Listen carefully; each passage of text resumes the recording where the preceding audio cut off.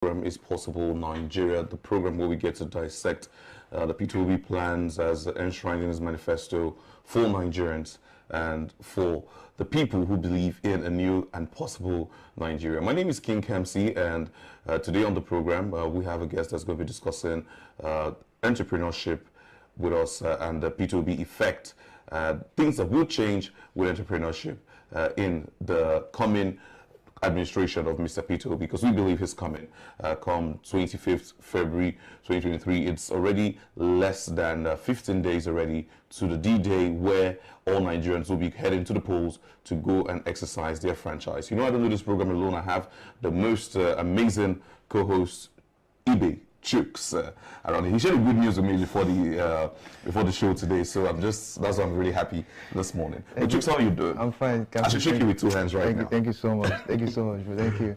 So today we're looking at entrepreneurship and the P2B effect. I'm sure we are very synonymous with his popular saying. He wants to move this country from being a consumption nation to a production nation. And for that to happen, we're looking at entrepreneurs as a thing, bringing investors and making the environment very healthy and friendly. For investors. So I think that will be what we're looking at on the show today. Okay, so you heard it. It's amazing that what we're going to be discussing today is something that also has to do with the tagline consumption to production. But basically, we're taking it from a scope of entrepreneurs and their plights that they have been facing in past administrations, even the current administration, and what the P2B effect is going to bring to entrepreneurs, or will change about entrepreneurs. A couple of challenges that they have that are very undiscussed. Today we have one man who I love to describe as an independent obedient, one who has decided to take up the rationale for a new Nigeria and also believe in the P2B mandate and Yusuf Dati Baba Ahmed mandate as well, to make sure that Nigeria becomes a nation where we all can be proud of. There's no other than Mr. Chinedu Ogugwa. Mr. Chinedu, you're welcome. Good morning. I'm very good. How about you? How are you doing? I'm feeling good from this side. Thank you so much for joining us this morning to discuss this very amazing topic, and definitely something that has to affect a lot of Nigerian youths. The number one problem that we have faced in Nigeria, dating back to the 1990s, has always been the rate of unemployment in the society. And then we saw a high rise in a lot of young Nigerians moving towards the angle of entrepreneurship and trying to create businesses of their own to make sure that they are already sustained and they are employed of some sort. Self-employment in Nigeria currently is one of the highest employer of labor in Nigeria. And now we want to look at entrepreneurship, self-employment basically, and what the P2B factor is going to change about that. So my first question is on the basis of the plight of entrepreneurs in Nigeria. There's been a range of problems facing entrepreneurs in Nigeria. I will state one of them already, which is a lack of power supply. It's one of the biggest issues that we have affecting entrepreneurs in Nigeria today, and a whole lot of other issues that also affect them directly and indirectly. So what do you think that the Mr. Peter Obi effects will change, taking excerpts from his manifesto, will change about the current situation of entrepreneurs in Nigeria? Well, thank you very much for that question. We already know that Mr. Peter Obi has been marketing himself very well when it comes to what he's going to do for Nigeria. He hasn't stopped in doing that. Anytime you meet him, he's always talking about how he's going to move Nigeria from consumption to production. While the P2B effect is coming with a lot of solutions. First, the body language of Mr. Peter Obi alone in this campaign is showing accountability and transparency, in which he communicates with the citizens directly. And this is what is needed first to inspire hope in Nigerians who are already losing hope in the country. And this this really goes a long way. This will really go a long way in steering Nigeria on the path of consumption, from consumption to production, as we say. And like I pointed out earlier, power is a problem. Not only power, there are a lot of policies, that draconian policies that are being set, that stifle medium and small enterprises. Also, not only that, credit facilities are not really available for entrepreneurs. So these are a whole lot of issues that are plaguing them. And P2B has already said that. He has said that time, that number, that he is coming for the youth. And in the youth, I could recall in Kaduna, when he visited Kaduna, he said something about the Bank of Industry. So P2B has marshaled out ways in which he's going to do this. So it just depends on the area we want to come from, because entrepreneurship is a multi-factorial, multi-dimensional affair of this nation.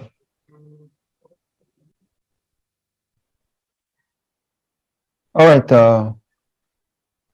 Okay, Mr. Chidu, you pointed out already about creating facilities and how there's a lack of accessibility to creating facilities by entrepreneurs in Nigeria, which is a big problem. One of the major problems a lot of entrepreneurs have. You have the idea, or they have the idea, and being able to get funding for those ideas has been a major problem. The Bank of Industries, there are a lot of other, organizations that's been put together to be able to fund this, the dream of entrepreneurs across Africa, also there, stabilized. But the problem that has been foreseen by a lot of people ranges at being able, Mr. Peter, being able to identify entrepreneurs who are ready to take those grants and actually make them worth the while. Because we could tell clearly that for entrepreneurs, besides empowering with money, you also have to empower with some sort of mentorship, because that's needed, very needed in our society today. Because we've seen cases where we hear of people who get grants from organizations and end up squandering them. Hence the reason why a lot of organizations now are very tight-fisted when it comes to giving out grants or loans to young entrepreneurs to start out business. So what will P2B effects change about this situation? Like I pointed out earlier, the body language of Mr. P2B, says everything. First, you could see the transparency and accountability in the way he goes about his campaign, the way he goes about even telling people what he used to do. So the P2B effect here is his accountability and transparency, which of course will contribute vehemently to the end.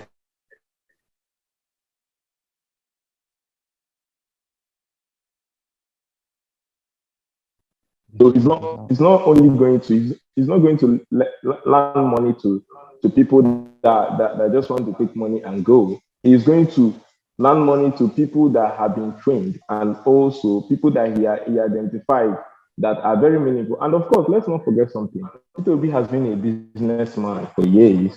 So, and he has worked with people, and he could tell from the feasibility of ideas. He could tell the feasibility of ideas when they are presented to him.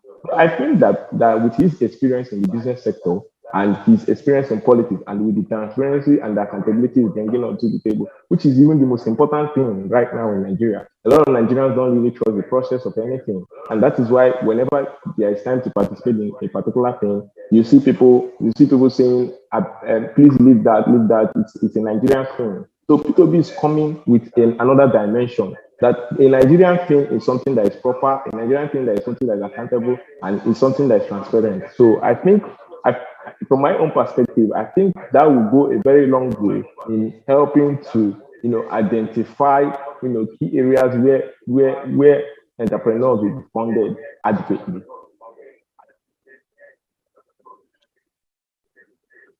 Mr. Chair, I'd like to ask you this question.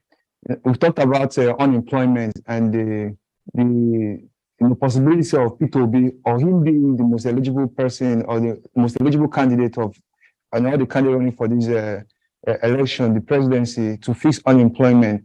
I want to ask you, what would be your advice to youth, the teeming number of unemployed youth out there watching you? What would be your advice to them with regards to choosing the right person for presidency, especially come this 25th February?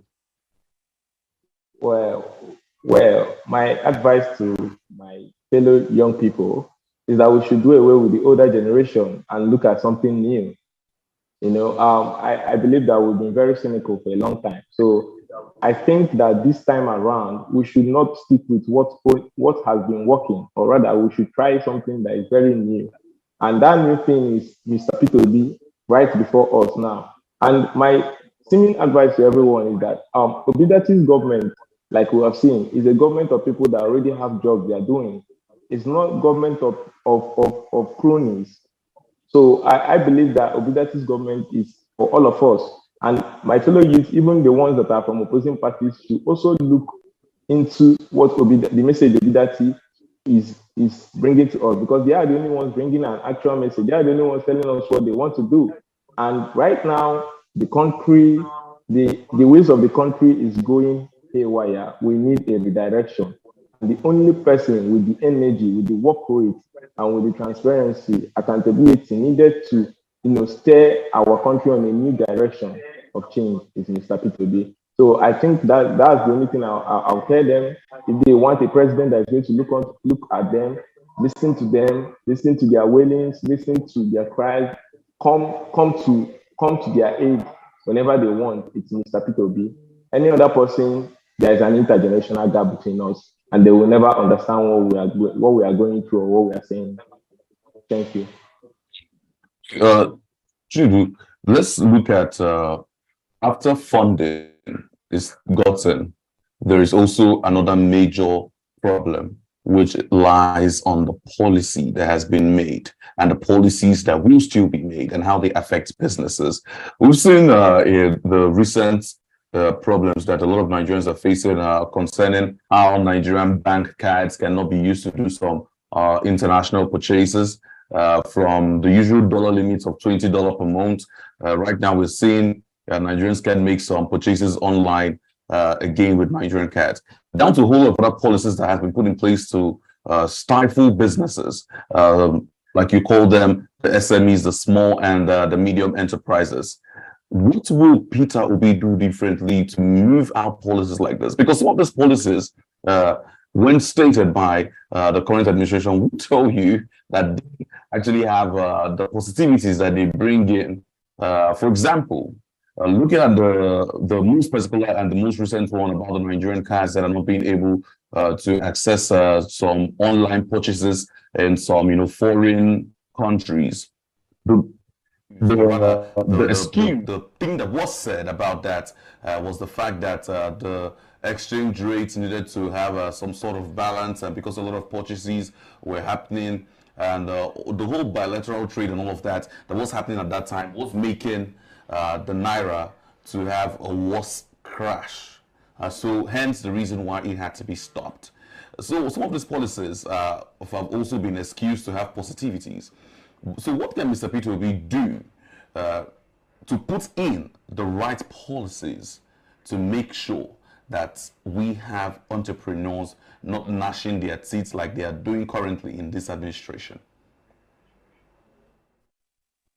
Well, I think who has ever won a shoe will know how it feels the best. I think P2B, coming from a very business background, will tell us a lot about, will also point to him a lot to the challenges that businesses face, especially when they are upcoming and when they're starting. And basically, I think majority of the times, the implementation of Nigerian policies are what actually stops Nigerian policies from taking full effect is the lack of transparency in it. And P2B has already said something. He said it's going to bring the forex market together first, and there will be double exchange rate in that. So automatically, that particular policy will not hold water when P2B becomes the president. And that is not even only the case. P2B is coming in with very intelligent team when it comes to economics as well. And I believe that P2B, with the policies he made in Anambra then, that encouraged businesses to come. That he didn't have to borrow 1 naira, and when he was leaving, he left about 75 billion naira in Anambra State. So I believe that when we hand in Nigeria over, that he's going to make very viable policies. That okay, for the short term, it may be very hard on the people, but then on the long term basis, we could feel the effect. Like you pointed out, a lot of Nigerians are driven by self-employment, which we could actually call the informal economy. So with this, with P2B's experience in business, I believe, and then with what he has for us, which is moving Nigerians from consumption to production. We cannot move a country from consumption to production if the productive workforce is not being encouraged, if the policies are to stifle the productive workforce. So I think what P2B is coming to do is to do the exact opposite, which is unburdening the workforce and reversing policies that are draconian to the growth of small and medium enterprises. So I believe that Mr. P2B we actually do a very good job in that. At least we know he has a sense of measurement from how he reads statistics. So he can measure the problem. He has identified the problems, and I think that the solutions he's bringing will be able to. Okay, Mr.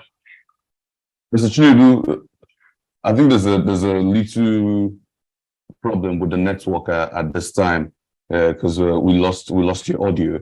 Okay, but please do reach out.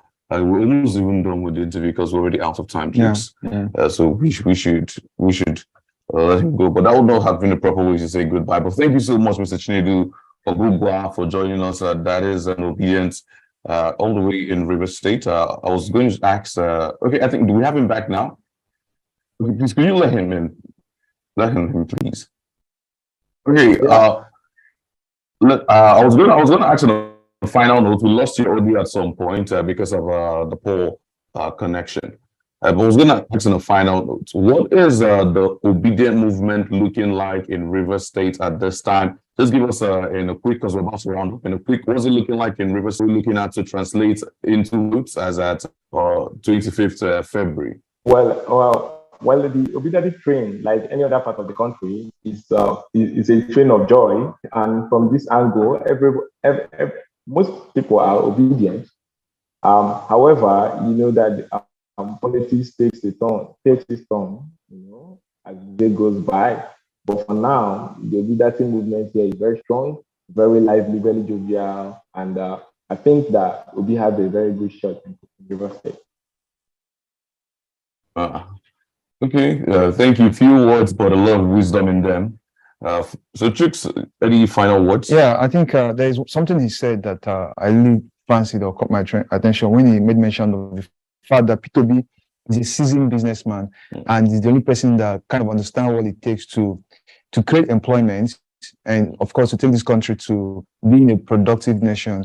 So I think that is just the excitement that we all have and the belief that we have in Mr. P2B, that with everything that is going on in this country, Nigeria, that he's the only person that seems to have the credentials and the credibility to bring the needed change, not because he's vying for presidency, but because he has antecedent. He has done in the past. He's coming from a place of business.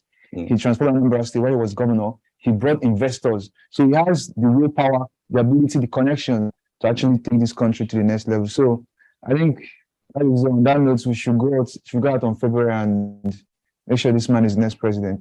Truly.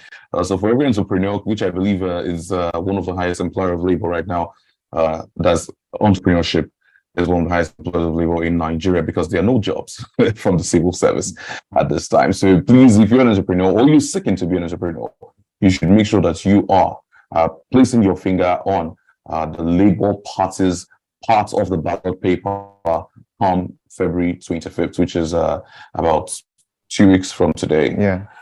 Okay, so Mr. Chinedu, thank you so much for joining us on this edition of Possible Nigeria. It was amazing having you. A lot of knowledge was shared. Thank you so much. Thank you. Thank you very much. Yeah. We'll be glad to have you next time. Yes, definitely. We'd love to have you next time to give us a progress report on how it's looking in River State and if the obedience are still marching forward and giving out to more people what they should, which is the word of hope and the message of Mr. Peter Obi and his running mate, Yusuf Baba Ahmed. Okay, guys, is this good or this edition of Possible Nigeria for myself and Chooks? We've had an amazing time having discussions here back and forth. Entrepreneurship in Nigeria is one part of the economy that we can't speak less about. It's a part of the economy that needs to grow widely and youths in Nigeria to make sure that we attain that standard globally, where we can, look at ourselves and say, yes, look how far we've come, and definitely we are proud to be Nigerians. Sure. So from myself and Chooks, we say thank you for staying with us throughout this edition of the Possible Nigeria. If you've gotten to this point, make sure you please subscribe to our YouTube channel and make sure you follow us on all of our social media platforms, Facebook, Instagram, Twitter, even right here on YouTube is Obidati Family Television. And if you want to speak with us right here, probably you're an obedient and you're doing the good works of Mr. Peter Obi in your area, the WhatsApp number is currently showing on the screen. Make sure you hit up the WhatsApp number and definitely we'll get you, we'll reply you and get you on to make sure that you discuss with us wholesomely about how it's panning out in your area. So thank you so much and see you same time next time. Next time. Bye.